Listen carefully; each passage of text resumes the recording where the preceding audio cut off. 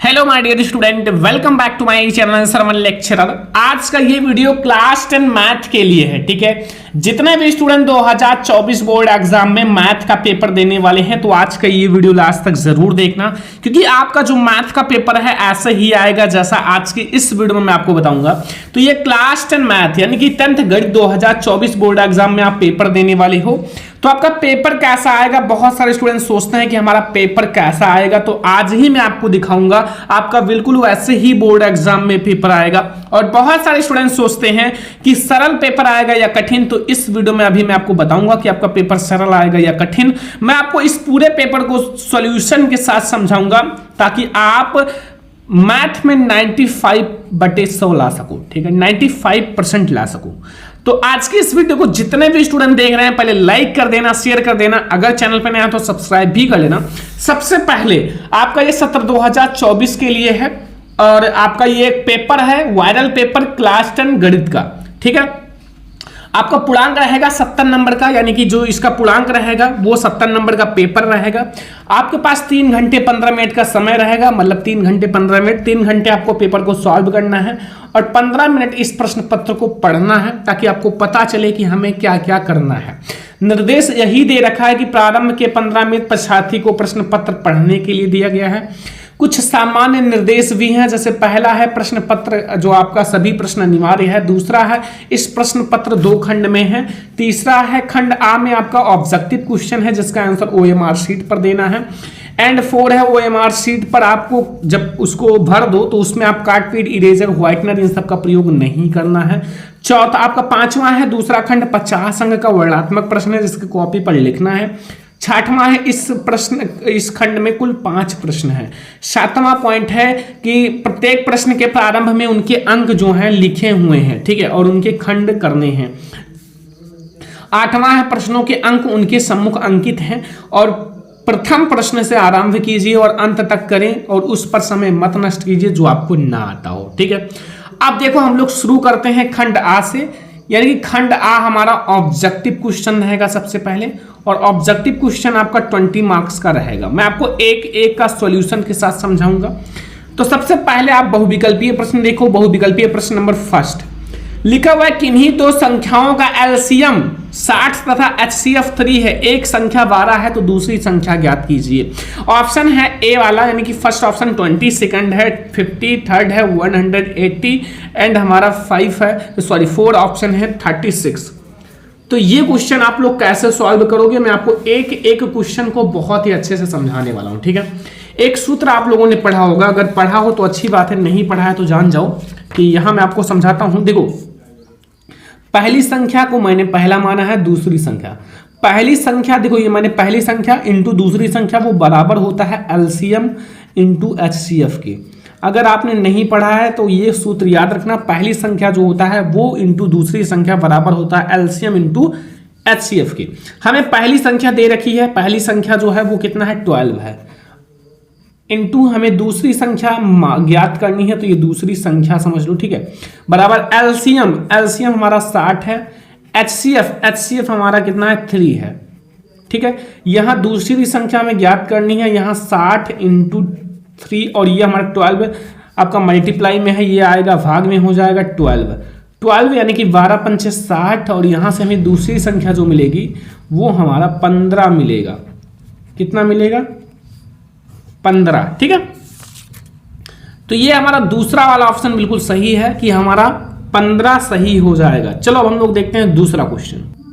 दूसरा क्वेश्चन यहां देखो, एक शून्येतर परिमेय संख्या और अपरिमेय संख्या का गुणनफल होता है। एक परिमेय संख्या हमने ले लिया 2, एक अपरिमेय संख्या 5 ले लिया, तो इसका मल्टीप्लाई करोगे हमारा 2√5, ये क्या है एक अपरिमेय ही है। तो ये समझना, अगर आप परिमेय संख्या और अपरिमेय संख्या का गुणा करोगे तो सदैव आपको अपरिमेय संख्या ही मिलेगा। ऑप्शन नंबर फर्स्ट बिल्कुल सही है।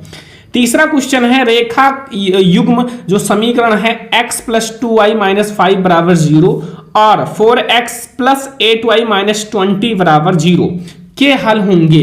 ये एक एक मार्क्स का ऑब्जेक्टिव है। ऑप्शन नंबर फर्स्ट है केवल एक द्वितीय हल होंगे, दूसरा अपरिमित रूप से अनेक हल होंगे, तीसरा कोई हल नहीं होगा, चौथा 2 हल होंगे। इसको देखो, हम A1 हमारा कितना है 1 है, अपान A2 4 है, बराबर V1 हमारा 2 है बटे में V2 हमारा 8 है, कट करोगे 1/4 ही मिलेगा, बराबर C1 हमारा -5 है और यहाँ हमारा C2 -20, इसको कट करोगे ये 1/4 ही मिलेगा, मतलब हमारा 1/4 यानी कि A1 बटे में A2 के है बराबर V1 बटे में V2 के है बराबर C1/C2 के है। ये तीनों बराबर है क्योंकि हमें 1/4 ये भी मिला है, 1/4 ये भी मिला है, 1/4 ये भी मिला है।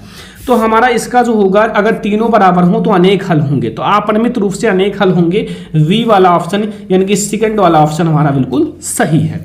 ठीक है, अगला क्वेश्चन आते हैं। क्वेश्चन नंबर 4 लिखा हुआ है वह सबसे बड़ी संख्या जिसमें 70 और 125 को विभाजित करने के लिए क्रमशः 5 और 8 प्राप्त हो। देखो सबसे पहले आप एक काम करना, अगर हम 13 से भाग देंगे किसको, शेषफल हमें 5 और 8 मिला है तो 13 से आप 70 में भाग दो तो 13 25 65, हमारा शेषफल 5 बचा तो 5 आ गया।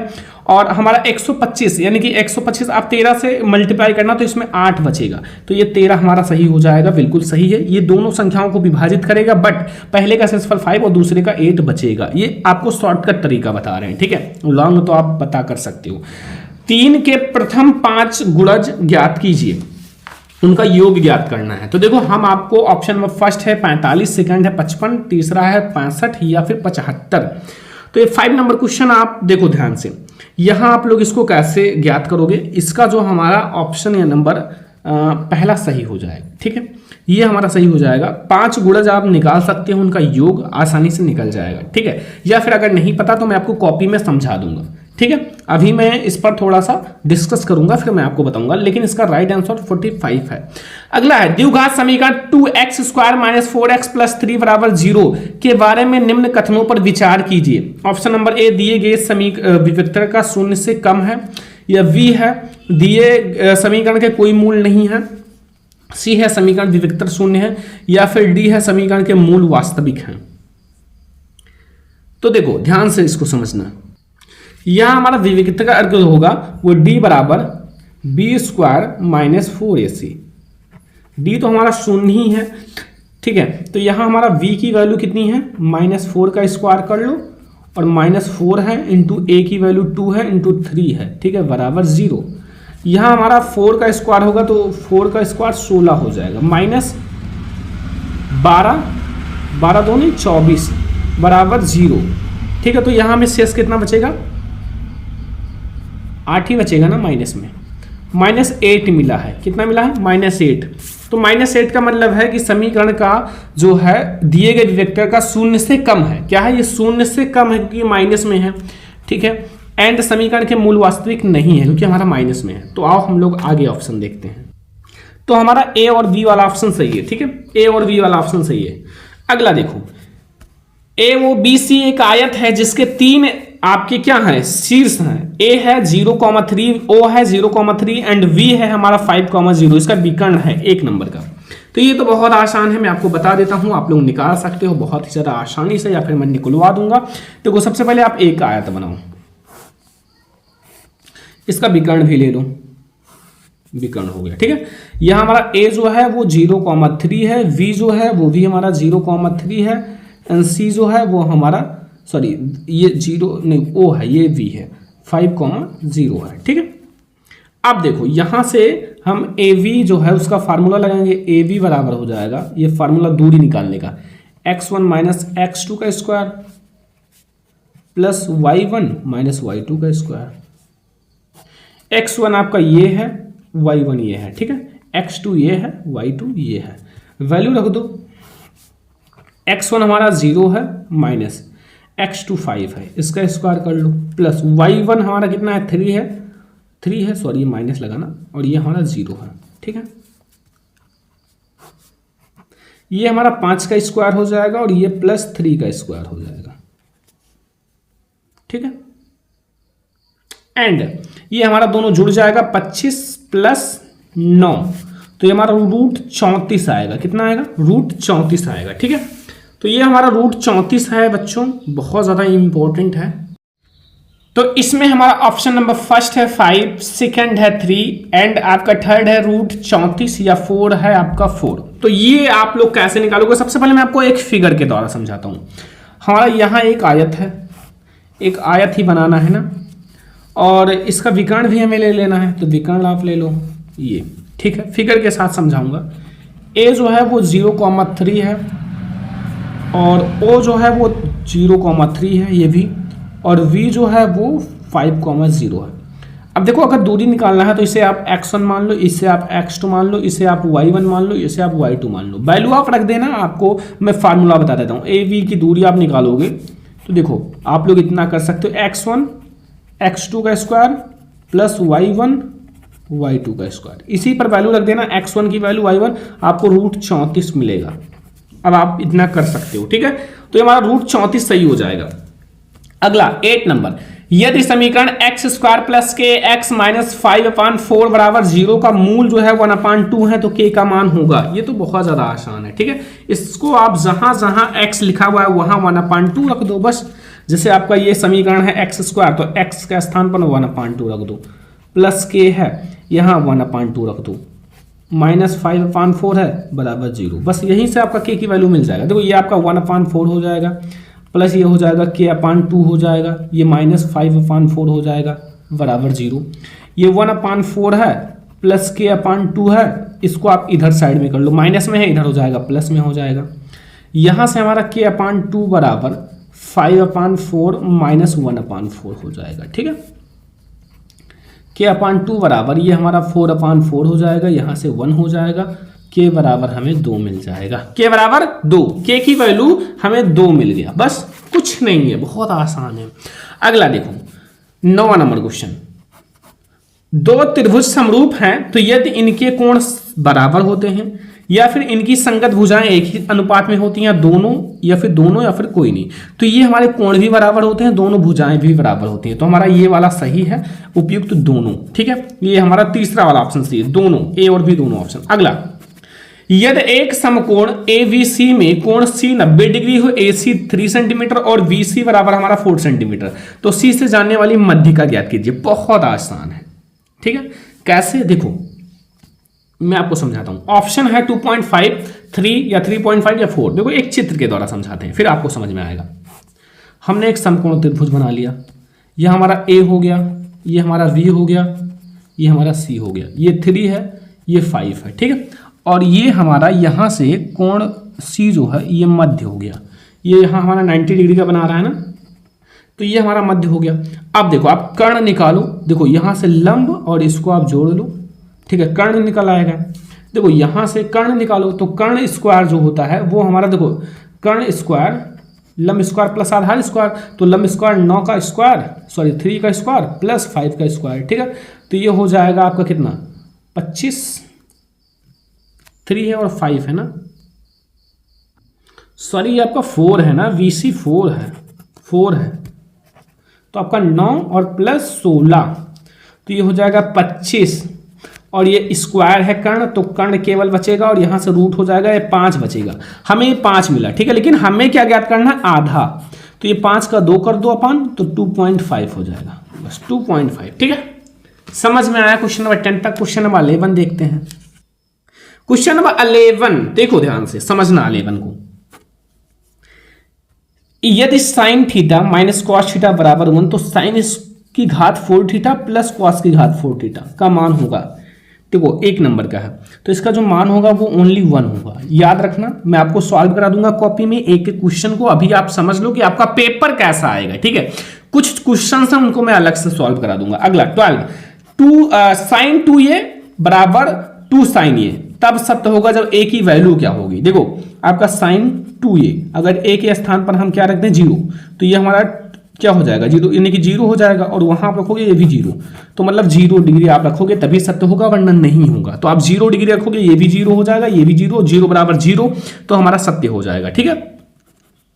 14 number question, sorry 13, 4 tan theta बराबर 3, तो आपका 4 sine theta minus cos theta, 4 sine theta plus cos theta बराबर होगा, तो वो जो हमारा बराबर होगा वो 1/2 के। जो क्वेश्चन अभी आप लोगों को ऐसा बता रहे हैं वो मैं आपको कॉपी में समझा दूंगा हर एक क्वेश्चन को। अगला ये वाला देखो, sec a plus tan a, फिर यहां एक ब्रैकेट में 1 माइनस साइन a का मान होगा। देखो सारे क्वेश्चंस को मैं सॉल्व करा देता हूं ताकि आप लोगों का कंफ्यूजन सारा क्लियर हो जाए। देखो ये क्वेश्चन आप लोग ध्यान से समझना, मैं आप लोगों को पूरा इसका सॉल्यूशन समझाता हूँ। ये कैसे सॉल्व करोगे, देखो सेक को हम लिख सकते हैं क्या, सेक को 1/cos ये लिखा जा सकता है, सेक को प्लस tan को लिखा जा सकता है sin ए बटे में cos ए लिखा जा सकता है, और एक ब्रैकेट में हमारा 1/sin ए है। ठीक है, अब देखो यहाँ से cos तो आपका कॉमन हो जाएगा और ये हमारा हो जाएगा 1, ठीक है, प्लस साइन ए, 1 प्लस साइन ए, एक ब्रैकेट में 1 प्लस साइन ए, एक ब्रैकेट में 1 माइनस साइन ए, बटे में आप 1 मान लो। तो ये हो गया हमारा a minus a square minus b square का फार्मूला। ठीक है, तो ये हमारा क्या हो जाएगा 1 का स्क्वायर माइनस साइन स्क्वायर ए बटे में कॉस ए। ये हमारा क्या हो जाएगा, ये होता है कॉस स्क्वायर ए के 1 माइनस साइन स्क्वायर ए बराबर कॉस स्क्वायर ए बटे में कॉस ए। कॉस से कॉस कट जाएगा, बराबर हमें एक कॉस मिलेगा, क्योंकि स्क्वायर है तो स्क्वायर यानी कि नीचे एक है, एक कॉस तो एक कॉस से एक कॉस कट जाएगा तो हमें कॉस मिलेगा। ये तो समझ में आ गया ना, कोई दिक्कत नहीं होगा इसमें। अगला क्वेश्चन 15 नंबर, यदि 7 सेंटीमीटर वाले एक वृत्त के त्रिज्यखंड का कोण 60 डिग्री है तो त्रिज्यखंड ज्ञात कीजिए। ये आप लोग क्वेश्चन SW में ले लेना, क्योंकि इस क्वेश्चन को मैंने बहुत ज़्यादा रिसर्च किया है। ठीक है, फिर भी मुझे थोड़ा सा इस पे मिस्टेक लग रहा है। अगर आप देखना, अगर सॉल्व कर पाना तो अच्छी बात है, या फिर अपने कहीं भी आप देखना, मैं आपको इसका सॉल्यूशन समझा दूंगा अलग से। हो सकता है मुझे एक क्वेश्चन में थोड़ा सा मिसप्रिंट लग रहा है। ठीक है, तो चेक करेंगे फिर बताएंगे। एक सुराही का संयोजन होता है, एक गोला तथा वेलन, एक अर्धगोला, एक वेलन, 2 अर्धगोला या फिर वेलन तथा शंकु। देखो ये हमारा है, ये है, ये है, ये सुराही है ना। देखो इसमें हमारा एक गोला है, एक वेलन है, एक गोला एक वेलन, यानी कि पहला वाला ऑप्शन सही है। तो क्वेश्चन नंबर 16 तक समझ में आ गया। क्वेश्चन नंबर 17 देखते हैं। क्वेश्चन नंबर 17 देखो, लिखा हुआ है 1 से 10 तक धनात्मक विषम संख्याओं का माध्य होगा। 1 से 10 तक हमें धनात्मक विषम संख्याओं का माध्य ज्ञात करना है। तो 1 से 10 तक यानी कि आप धनात्मक विषम है ना, विषम 1 3 5 7 प्लस 9 और ये हमारा 5 हो जाएगा। देखो 10 हो जाएगा, 9 और 1 10 और 3 13 5 18 और 7 25 बटे में 5 मिलेगा। इसका आंसर कितना है 5, हमारा समांतर माध्य 5 होगा। अगला आंकड़े जो हैं 13 15 16 17 19 20 की माध्यिका होगी। देखो एक संख्या 2 3 4 5 6 ये सम है। अगर विषम होता तो हम इधर से लेकर इधर से बता सकते थे, जैसे 2 है 3 है 4 है 2 है 8 है, तो 1 2 इधर से 1 2 इधर से 20 का हमारा समांतर माध्य होता है। लेकिन ये सम है, तो सम का क्या करोगे कि इधर से 2 ले लो और इधर से इसको हटा दो, बीच वाला जो दोनों है उसको जोड़ दो, 16 प्लस 17 और बटे में 2 कर दो, वही समांतर माध्य हो जाएगा। 16 और 17 कितना हो जाएगा 33, 33 बटे 2 यही हो जाएगा 33 बटे 2। ठीक है। 19 नंबर क्वेश्चन, यदि कुछ प्रेक्षणों का माध्य 27 तथा बहुलक 45 है तब माध्यिका होगी। एक फार्मूला आप लोग याद रखना इसके लिए। कौन सा फार्मूला है, बहुलक जो होता है, बहुलक बराबर 3 माध्यिका -2 माध्य, इसी पर रख दो। देखो हमें माध्यिका ज्ञात करनी है। ठीक है, देखो हमारा बहुलक 45 दे रखा है, माध्यिका ज्ञात करनी, उसको x मैंने मान लिया है, -2 इंटू हमें माध्य कितना दे रखा 27, तो यहां से 45 बराबर 3x और ये हमारा हो जाएगा कितना 54 ना, और इधर 45 है प्लस इधर माइनस में, इधर प्लस में हो जाएगा 54 बराबर हमारा 3x। ठीक है, तो ये हमारा जोड़ेगा तो x आप बराबर ये 99 हो जाएगा बटे में 3 आ जाएगा, बराबर हमें कितना मिलेगा 33 मिलेगा। सही है, ये 33 से। देखो जब एक पासे को फेंका जाता है, 3 से छोटी एक विषम संख्या आने की प्रायिकता है। 3 से छोटी एक विषम संख्या हमारा 1 है, 3 से छोटी है विषम है। ठीक है, और एक पासे को फेंका जाता है तो 3 है तो 3 का 6 हो जाएगा, 6 आ सकते हैं हेड टेल ऐसे करके, तो 1/6 हो जाएगा। ठीक है। तो ये 20 ऑब्जेक्टिव क्वेश्चन सबसे पहले मैंने आपको समझा दिया, 20 ऑब्जेक्टिव क्वेश्चन जिसका आंसर OMR शीट में देना है। मैंने आपको हर एक क्वेश्चन का सॉल्यूशन समझाया है। अब खंडवा देखते हैं। खंडवा में पहला, सभी खंड अनिवार्य है। पहला देखो, स्पष्ट कीजिए कि 3 × 5 × 7 + 7 एक भाज्य क्यों है। ठीक है, इसको मैं आपको कॉपी में समझाऊंगा। आप लोग इस वीडियो को ज्यादा से ज्यादा लाइक शेयर एंड सब्सक्राइब करना, ताकि मैं आपको लोग कॉपी में एक एक क्वेश्चन को अच्छे से समझा दूं। ठीक है, तब आपको बहुत अच्छा लगेगा। यदि cot थीटा बराबर 7/8 तो 1 + sin थीटा और 1 - sin theta, 1 + cos theta, 1 - cos theta का मान निकालिए। 2 नंबर के, सब 2-2 नंबर के हैं। देखो, मैं आप लोगों के लिए अभी ये बताता हूं कि आपका पेपर कैसा आएगा। आपका पेपर ऐसे ही आएगा। ठीक है, इसलिए आप लोग ये क्वेश्चन कंप्लीट कर लेना। देखो, दो घन जिसमें से प्रत्येक का आयतन 64 सेंटीमीटर स्क्वायर के संलग्न फलकों को मिलाकर एक ठोस बनाया जाता है। इससे प्राप्त घनाभ का पृष्ठीय क्षेत्रफल ज्ञात कीजिए। ये भी 2 नंबर का। ठीक है, सॉल्व करने की कोशिश करना, देखना 70 नंबर का पेपर है, आप कितना % कर पाते हो, कितना नंबर कर पाते हो। ठीक है, अगला, निम्नलिखित आंकड़ों का माध्य ज्ञात कीजिए। वर्ग अंतराल है 10 से 20, 20 से 30, 30 से 40, 40 से 50, 50 से 60, 60 से 70। बारंबारता है आपका 2, 7, 12, 15 एंड 8 एंड 6, 2 नंबर का है। ठीक है, तो इसको भी आप ज्ञात कर सकते हो, बहुत आसान है माध्य निकालना। अभी आपको नहीं आता तो मैं आपको कॉपी में समझा दूंगा, सब कुछ आ जाएगा। अंगा नंबर, ये सब 2-2 नंबर के हैं। बिंदु -4,6 बिंदुओं A जो है -6,10 और V जो है वो 3,-8 को जोड़ने वाले रेखाखंड का अनुपात ज्ञात कीजिए। अनुपात में M1 × M2 आपको ये ज्ञात करना है, 2 नंबर का। अगला, X और Y अक्ष में ऐसा संबंध ज्ञात कीजिए जिसमें बिंदु XY बिंदु 3,6 और -3,4 को समदूरस्थ हो। ये 2 नंबर का। अब हमारे 4-4 नंबर के क्वेश्चन आ गए। ठीक है, मैथ का पेपर पूरा समझ लो।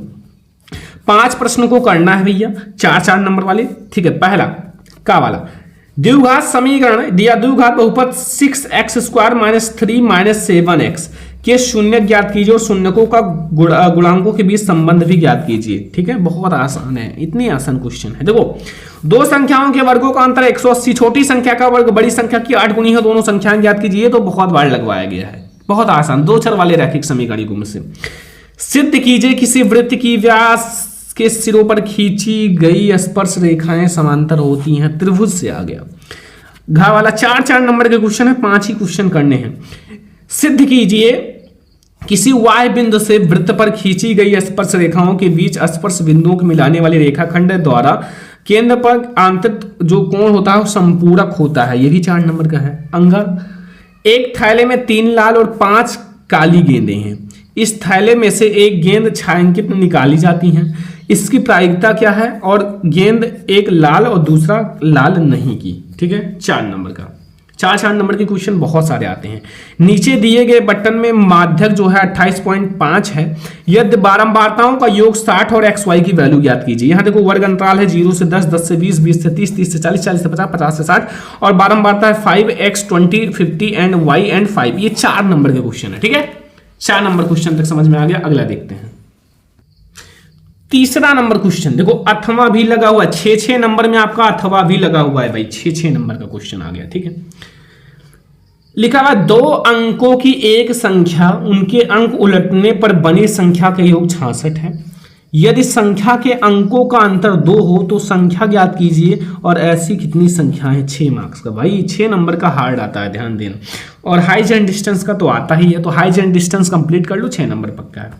5 वर्ष पूर्व नूरी की आयु सोनी की आयु की आपका 3 गुनी थी।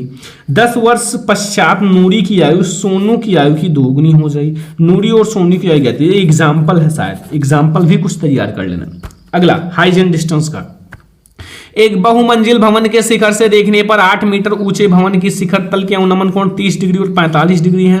बहुमंजिल की ऊंचाइयां और 2 भवनों के बीच की दूरी, ये बहुत आसान है, कराया गया है। ये भी कराया गया है, ये तो बहुत बार कराया गया है कि भूमि के P बिंदु से 10 मीटर ऊंचे भवन के शिखर का उन्नयन कोण 30 डिग्री है। भवन के शिखर से ध्वज अभी कराया गया, ध्वज लहराया गया है। ठीक है, और P से ध्वज से उन्नयन कोण 45 डिग्री है। ध्वज दंड की लंबाई P से दूरी, ये तो बहुत बार करा दिया है। ठीक है, 5वां क्वेश्चन है, एक बर्तन के एक उल्टे शंकु के आकार का है, इसकी ऊंचाई 8 सेंटीमीटर और इसके ऊपरी जो खुला हुआ भाग है सिरे की त्रिज्या 5 सेंटीमीटर है।